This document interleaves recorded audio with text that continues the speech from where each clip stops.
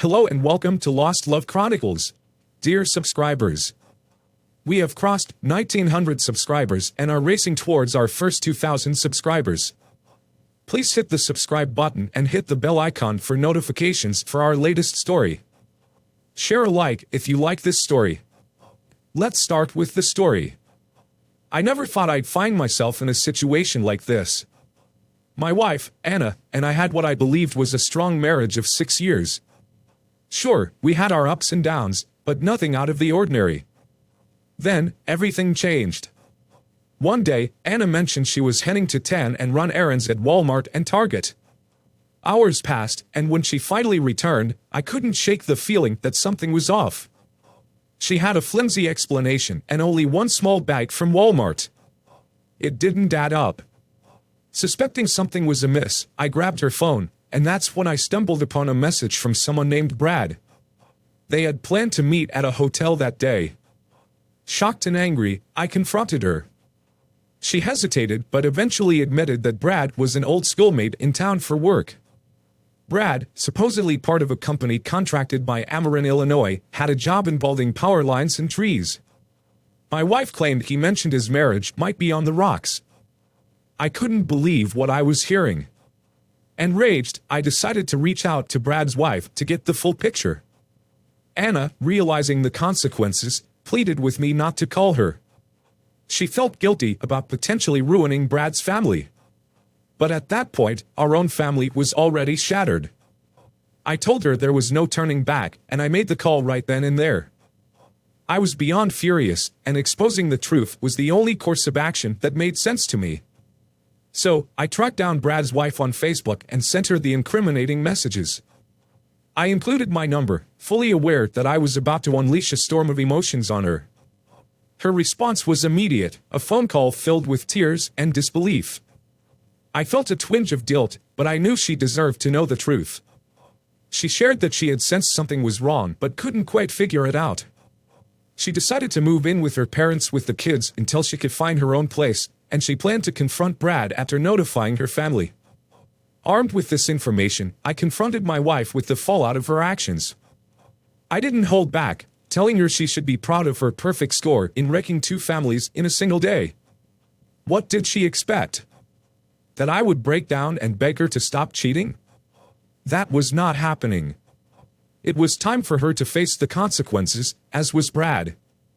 But the situation took an unexpected turn. After Brad's wife confronted him, he had the audacity to call me, accusing me of ruining his life and challenging me to a fight. I made it clear to him that he was the one who had ruined his own life and played a part in ruining my wife's life as well. I sarcastically wished him enjoyment in his upcoming divorce. Secondly, he seemed so confident that he could beat me to a pulp, not knowing anything about who I was or what I was capable of. Maybe he thought I was some kind of pushover because my wife had cheated on me. The truth is, anyone, no matter how masculine, handsome, or capable, can find themselves in that situation. Over the years, I'd been dedicated to training in Brazilian Jiu-Jitsu, earning a brown belt, and developing decent striking skills. My buddies and I attended classes during the week and practiced in my garage a few nights a week. So, when Brad threw down the challenge, I didn't hesitate to accept. I told him to come on down if he really wanted to fight, emphasizing that I might not win and would do my best. What a foolish challenge. A couple of days later, Brad showed up at my house, ready for a showdown. Stepping outside, I gave him one last chance to walk away. He was consumed by rage, while I saw an out-of-balance guy about to experience some pain. He could have swallowed his pride and avoided a world of hurt, but he was dead set on fighting. So be it. The fight was intense, but it wasn't even close. Dodging his inevitable big right hand, I took him down immediately, mounting him and smothering him with my chest for a minute until he wore himself out. Then, I stood up. I would never lay a hand on my wife, but Brad took a beating for both of them. After a few minutes of bringing it down on his face, I stood up. Brad was lying battered and bruised on my front lawn, while I didn't have a scratch on me. I pulled out my phone and started live streaming on Facebook, narrating the entire story to ensure everyone knew what had transpired. Hey, everyone, meet Brad. Brad thought it would be cool to meet my wife at the Drury a few days ago, so I called his wife, and now he's getting a divorce. He got upset and came here to beat me up. Well, how did that work out for you, Brad? He couldn't answer. All he could do was drag himself back to his car like an idiot.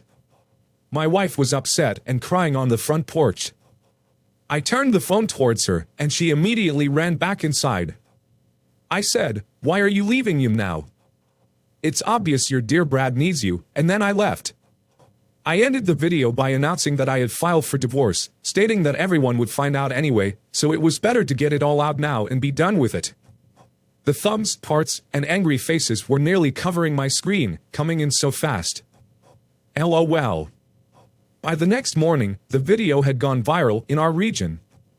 Brad not only had to deal with the impending loss of his family, but was now the laughingstock of the entire southern half of the state.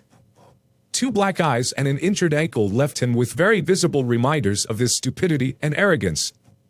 As for Anna, she was absolutely mortified by the whole situation. I knew there was no going back, so I sent her packing that night. In hindsight, I can't believe I was so blind to her true nature, but I guess that's how it goes sometimes. I hope my story can serve as both inspiration and a cautionary tale to others.